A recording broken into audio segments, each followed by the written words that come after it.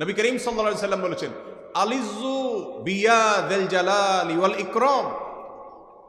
তোমরা ইয়াজাল জালালি ওয়াল ইকরাম এটাকে আঁকড়ে ধরো, এটাকে নিয়মিত করো, বেশি বেশি করে বলতে থাকো এটাকে সব সময় এটাকে মুদাওয়ামাতের সাথে কন্টিনিউয়াসলি এটা বলতে থাকো, ইয়াজাল জালালি ওয়াল ইকরাম। অনেক উলামায়ে কেরাম, মুহাদ্দিসিন ইকরাম ইয়াজাল জালালি ওয়াল ইকরাম কেন নবীজি এত বেশি বলতে বলেছেন, এটার মাধ্যমে আমাদের লাভটা কি,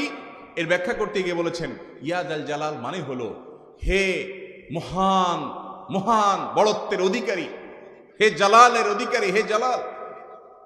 ওয়াল ইকরাম হে দানশীল। তাহলে প্রথম বাক্যে আল্লাহর বড়ত্বের কথা স্বীকৃতি দিয়ে প্রশংসা করা হয়, আর দ্বিতীয় বাক্যে হে দানশীল বলে